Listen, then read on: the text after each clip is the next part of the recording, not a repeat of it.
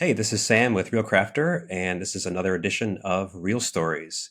Today we're joined by not one, but two Michaels. We have Mike Rubino, who's a composer and longtime friend of mine, and his manager, Mike Rosen with Megatrend Management. Good to have you guys. Thank you. Thank you very much. Nice to be here. So, how did you guys meet? Take me back to the beginning. As I recall, it was a one-day conference here in LA, and if memory serves correctly, I think it was based around Turner Classic Movies used to have a composer competition every year, and I think one year they kind of had like a day full of events around it, and one of the events they had was a panel of managers, and Mike was on that panel, and then later on in the day you could present your demo to one of the agents and managers that were there for the day, and so I had joined Mike in a one-on-one session with my demo, and he kind of was digging it and gave me a call a couple of days later and wanted to talk about joining his. At the time, he was with a Montana Artists, was it? Montana, yeah, probably Montana. That's right. Yeah. Mm-hmm. Which was an agency who represented more than just composers, but he was the guy there who had a composer roster, and so we hit it off right away. And I think for me, I was at a point in my career where I felt like the next step would be to get some help in this department, and that's why I was there specifically to meet folks like Mike, and it's just worked out. And that was, I don't know, maybe 2008, 2007. Wow, no, I thought really? it was 2006. Yeah, That's a long time. In that neck of the woods, it's tough to put an exact, but there were lots of Turner Classic young composer symposiums and conferences, and I was able to speak at a lot of them, and it was great. And they were all fun. And I got to sit with I got to sit one year with Hans, at a table. And so you just never know who you're going to meet or run into or be seated with or anything else. But having met Mike that day, that was clearly for me the most important person that I met at any of those symposiums, over the course of my career. And it was a real blessing for me, and it remains that way to this day. That's awesome. This kind of ties into my next question for manager Mike. A lot of people don't quite understand the difference between an agent and a manager. Could you explain a bit about the difference? Sure, absolutely. It's a very, very common question. What the scope of being the difference between an agent and a manager really is that a manager will do anything and everything to assist their client in every creative manner, helping with materials, helping with demos to a great extent. I'm well known for that. Being there in every way, whenever is necessary. Agencies often have so I'll talk about my experience at agencies. I was the head of music at 3 different agencies: Working Artists, Montana Artists, and Diverse Talent Group. And I had too many clients. I was given too many clients. I was told never turn someone away, because you never know if they're just going to get a job and then we'll get the 10%. Right. And it was a very difficult situation for someone who actually cares about the people. Now that's not to say that agents don't care about people. I'm not saying that. I'm saying that the governance structure of agencies make it tougher to be as personal as I wish to be. And this was at that time. I have no idea what the agencies are like today. And I'm not saying that I do, because I'm not there and I'm not in them. I just know that if I, who work alone, need to be in someone's studio, I go. If I need to stay up late with someone and work through some correspondence, we do it. If we need to edit demos together, we do it. And my ability is to just give the time necessary to make those things happen and happen efficiently and creatively, and at the end of the day, get the work. Yeah. And I hope that helps. It's a tricky distinction, but it's a distinction nonetheless. So you talked about your creative approach in managing your clients. Tell me about your approach to creating demo reels or refining demo reels, because it's a bit different, I think, than most people. Well, for me, I'm also a listener. So I'm a target audience for composers and their reels. And I found over the years, over all those years, that the reels were too long, unfocused, not curated in a way that was as most effective. I had a very famous client, now retired. I won't say his name, but he was terrific. He's an astounding fellow, and I love him. But he always backloaded his demos so that it kept getting better and better and better to the end. And in those days, in the 2000s and the aughts, I would be taking CDs into editing suites and having a guy put the CD into his computer and then listening to tracks. And I could see that they were listening to the first track for 10 seconds, the second track for 8 seconds, the third track for 4 seconds. And by the fifth track, they weren't listening anymore. Yeah. Okay, this doesn't quite go. I'm like, wait, and then I would point out, no, but try track number 7. So you can't have a demo that's loaded with all your best stuff at the bottom because they're looking at the top. So that sort of started the process of we've got to put the best stuff at the top. And it started with just putting the best 3 things. And I like to say, don't trumpet the first, don't like a chorus of angels comes in with the first cue, have it draw you in. And now we're giving away the secrets here, see? And then the second cue is more thematic. So it kind of starts like a film. First 3 cues, I like to start like the show, where there's a little pre-credit sequence, then the main title credit sequence, then something, nice and relaxing afterwards. And I start with those 3 and then we keep going. But I like it to flow. I like it to be highly curated so that if we can get it to 5 to 7 minutes for a first go round, we're not really taking too much of anybody's time. We're respecting their time. We're respecting our ability to make a good sounding reel in that short a time. And we're saying to them at the end, and if you wish more, we will give you more. Yeah, you have to definitely keep it focused and short. People can't go off the rails with a 20-minute demo because they may not make it past the first 3. So, and attention spans are probably shorter these days than back then. Even shorter. Yeah. Even shorter. First, you got to catch them in the first, 10 seconds, would you say? It's tough to tell, but, certainly you have to catch them within 2 tracks. Oh, yeah, easily. So composer Mike, Can you tell us about your pitch for It's Pony, the Nickelodeon show, how you guys put that together? Sure.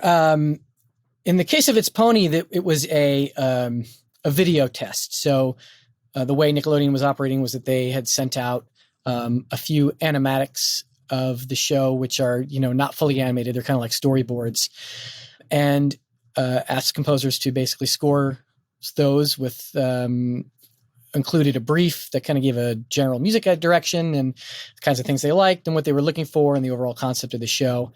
And so I did that and turned it in. And,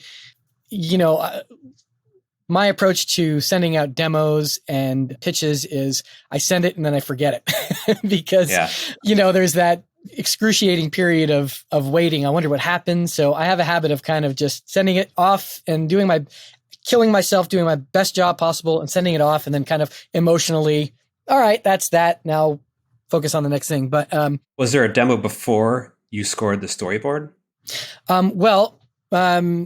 Mike Rosen, obviously, as my manager, made the first introductions to Nickelodeon. I have an existing relationship with the Nick music team, yeah. That helps. Exactly. So he made some introductions for me there, and I hit it off with everybody in that department who were all great folks. Cool. So, initially they were introduced. Actually, the very first thing was a demo similar to the It's Pony thing where I had submitted something in particular.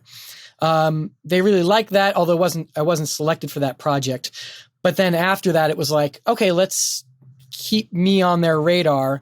So every once in a while, we would feed them, some material, some cool stuff that was the latest and greatest, and we might format a demo and send it along. And then as I was on their radar, then they kind of put me in rotation for upcoming projects.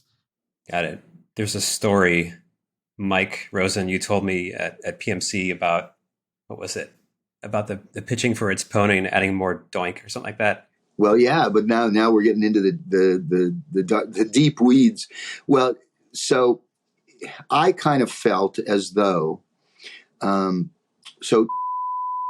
was the head of music at that time, had told me a story in which she says, well, we get about 100 of these things sometimes, and 2 stand out. 100 pitches. 100 pitches, 2 get our attention. And that really got my attention. And I thought, we need to do something unique, something that makes us stand apart. So I kindly suggested to Michael to give it a think. I'm not the type of manager that gives orders. What I do is give suggestions and let the composer kind of figure it out together with us. And Michael, if any of this, you have a slightly different perspective on it, let me know. But it seems to me that I recall that I said, look, can we flub a few things? Because this sounds like it's comedy and it's a crazy horse and the crazy kid. And, let's try to make some, flat notes or some notes where the string just hits your thumb a little bit or something. And Mike did it brilliantly. Honest to God, he was able to, in very short order, create a sound. He created the sound off that one tiny suggestion. Mike went ahead and created a sound that is iconic to its pony, and it's just fantastic, and it just shows the level to which people can work together, but also a composer can take a gentle comment and create a powerful musical statement in an appropriate manner. See, Mike is a tremendous resource for me because, and I think probably a lot of my composer colleagues can relate to this, but sometimes it's hard to be objective about your own work. And, Mike knows his clients. He knows what they're looking for, these people that he's had relationships with. So he also knows what they'll respond to really well. That conversation that he had with about how they get 100 demos and little insights like that are invaluable that you may not get if you're just dealing with somebody directly. So, and even putting just demo reels together, again, same thing. It's, I might be emotionally attached to a cue and love it and want it on the demo. And then Michael listened to it and be like, it's a great cue, but I don't know if it's right for this project. What else you got? And I go, well, I've got this other cue, which it's just really just average. And Michael listened and go, that's perfect. That's number one. So he has the advantage of having that first impression, whereas I'm too close to it. So he's, again, a tremendous resource in that way, and is a sounding board for me whenever, if I'm feeling insecure about a demo or something, I can always bounce it off him, and he'll give me his 2 cents, and he'll always say, you don't have to take my suggestions. And most of the time I do. And once in a while we'll argue over whether Q should be in a demo or not. But I really do trust Mike's opinion because, again, he knows his clients, he knows what they're looking for, and he's got a fresh take on stuff that I've heard way too many times. Thank you, Michael. Definitely hard to remain objective. We get so attached to our own music and we're convinced it's perfect. And then it's not. So I'm the other way around. I think everything's terrible. I was going to ask Mike about your past. You've contributed music to various TV shows. You've worked a lot in production music, and you've done a lot of film trailers. Can you talk about how you broke into working on production music? Sure. I actually started right out of school as a music editor at Fox Family Channel, or Saban, who did Power Rangers and Digimon and a bunch of stuff like that. And so I got some cool chops there as a music editor, just understanding how music went with picture. But Disney bought that whole channel, whole operation, and our music department was redundant. And so at that point, I was like, well, this is my moment to kind of set out on my own. And I didn't know where to turn or what to do. But production music was one area where you can just sink your teeth into it right away, because it's a low risk for the type of library that's just taking cues on spec and then sharing some sync or some back end. So it's a great way to get your career started and just also write a lot of material quickly. And I was doing that, and then met a gentleman who said, oh yeah, I have a music library that caters to the trailer industry. And I went, music for trailers? Don't they just, I don't know, use the score or whatever? Like, I had no idea back then. This was 2002. And so I thought, well, okay, I'll throw some cues his way whilst I pursue my, intentions of being the next John Williams, scoring, major motion pictures and all that stuff. And after just feeding into this library for a couple of years, started to go, oh, wait, there's like there's checks coming in the mail. And really started to love just the process, because trailer music is a very sort of unique beast as far as the structure and the format and the sound. And over years, just learned that process and fell in love with it along the way. And it's something I, don't ever want to stop doing, along with the scoring and all that stuff, because it's really satisfying, and we get to use big live orchestras and do all kinds of cool, awesome, creative stuff. Recorded where? Abbey Road. We can record in Nashville. We record some really fantastic places all over the world. So it's been a great, great journey. That's awesome. And it's taught me also a lot about, I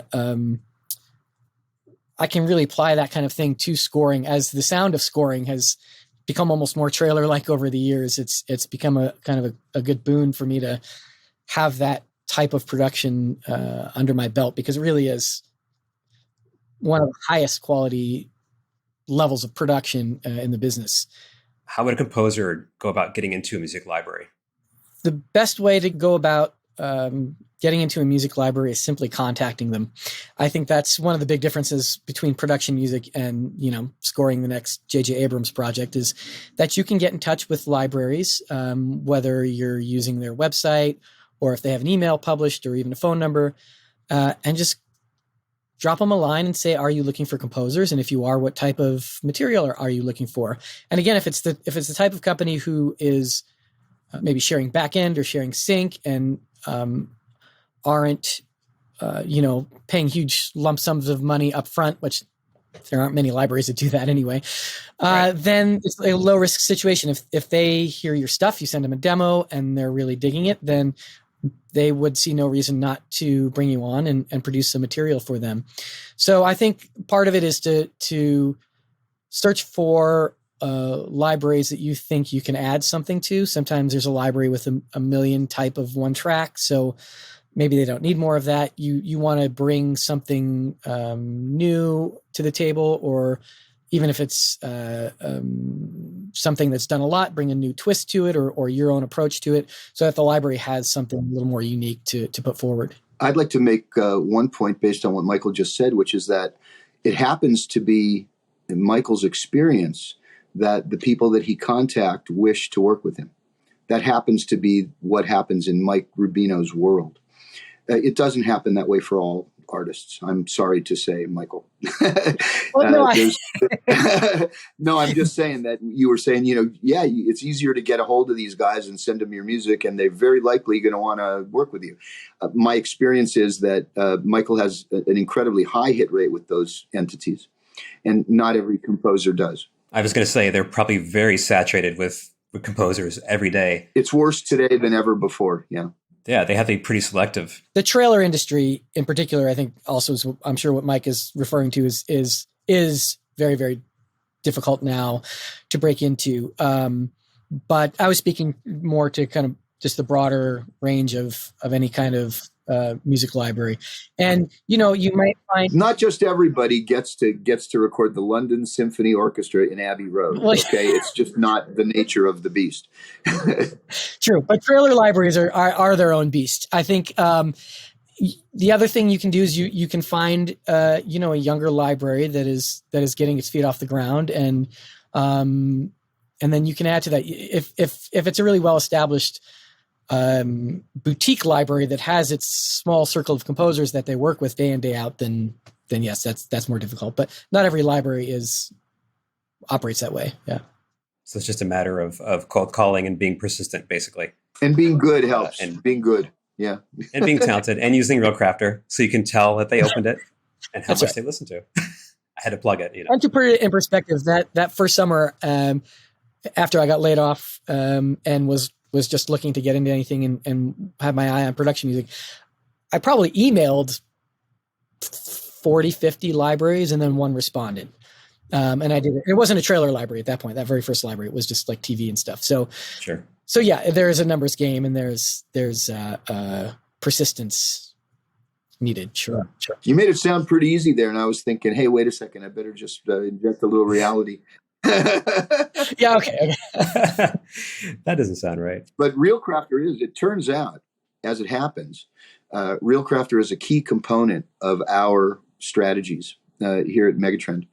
And I want all of my clients to be on RealCrafter for very good reasons. And one of them, the key reason among them, well, first of all, just visibility and ease of operation. But with the features that Sam and Sarah have incorporated into the platform, we're able to see who listens, how long they listen, what they listen to, whether they come back and listen a second time or whether they don't listen at all. And, as it happens, for those demos for which people listen, through all the way, there's a very high correlation with getting the job. Wow. In my experience. Everybody's different. I'm only speaking my personal experience and the people that I work with. But when someone takes the time to listen to a demo, and bearing in mind, we give them short, highly curated demos that they're just what's right up their alley. What we believe together, the composer and I, together believe is right up the alley of that particular production. And it's short, and it's curated, and we want it to be a great listening experience. If they wanted to have a glass of wine and listen to it, they'd love it. I've often said, if they just take the time to listen to this over dinner, we'll get the job. And it's funny how many times that's happened. So thank you, Sam, and thank you, Sarah, as well, if she's listening, that RealCrafter is such an effective tool for marketing music to film and television, for film and television projects. Thank you. Appreciate that. And really other kind of projects as well, I would imagine. Are most of the pitches that you send out, are most of those like targeted reels for a project? Like you don't send out a lot of general reels, do you? No. Yeah, I mean, strictly speaking, we're going project to project. There are times when an executive at someone in an executive suite at some company, just pick a name, Lionsgate, anybody, says, "Can you send me a general reel?" And then we do. But even then, we try to think about what they do, what they're well known for, and tailor it to things that would be in their, right in their sort of strike zone. So we're always thinking what's best for the project, what's best for the team, what's best for the person who's listening. And we try to make an effective presentation each and every time. Yeah.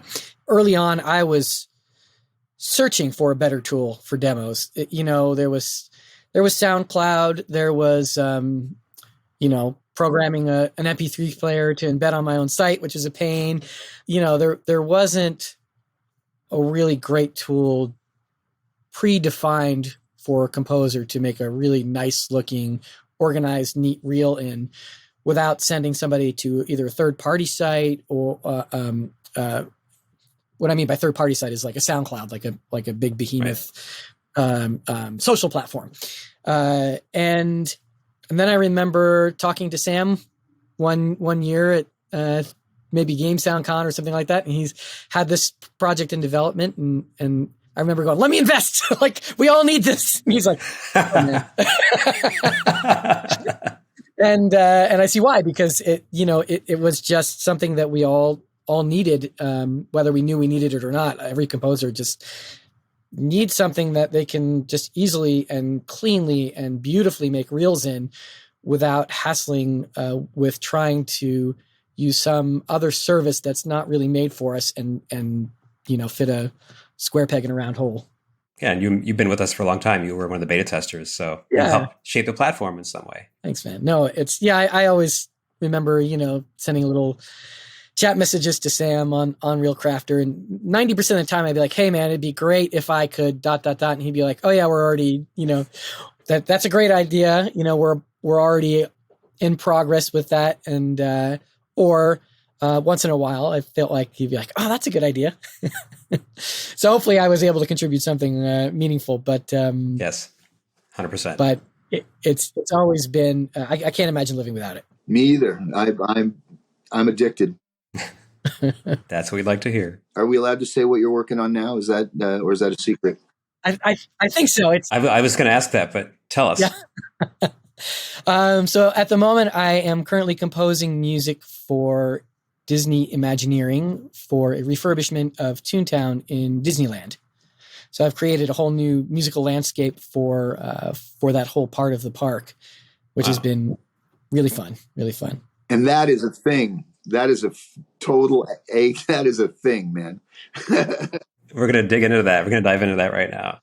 How is that different? I mean, that's really different from trailer music or writing custom music for a TV show? Like, how does that process differ? I would liken it most to video game music, as a matter of fact. Music is often looped, obviously, throughout the day as people come in and out. And although I can't speak specifically to this project because of NDAs and all that, but I can just kind of give you a general idea of theme park music, is that where in a game, the music might change as the gameplay changes. In a park, the music changes based on your location or what's going on in the ride, or what part of the park you're in. And so there's concepts of maybe different stems of the same music going on at the same time that might change as you walk from one area to another area. You might sense that kind of, change in video games, what we call like a change in intensity. Obviously if you're on a ride, things are timed to the ride. And as you move from room to room within the ride, then the music has to be able to transition from one, even though it might be the same song the whole way through, it might have to transition from one mood or one feeling to something different in the next room. So it's a lot of working with musical assets as opposed to just like a stereo mix, delivering a lot of pieces of things that can be manipulated on site. So it's a kind of a really cool process. Although it's similar to video games, it really is a whole thing in and of itself that's unique. And as a composer, that's one of the things that excites me, is why I love to do trailers and TV and video games and theme park, is because each medium has some cool challenges to solve, and that keeps it exciting. Yeah, those are all very different workflows for sure. Yeah. Is that a gig that manager Mike got you? Well, no, it's, essentially, yeah. I mean, go ahead. Yeah.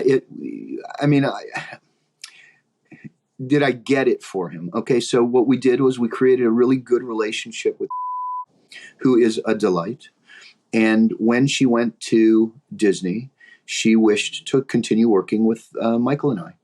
And, what could be better than that? Isn't that what it's supposed to be like? Yeah. Yeah. And if that wasn't clearly from Nickelodeon. So having worked with her on It's Pony when she moved over. She was his go-to guy for It's Pony.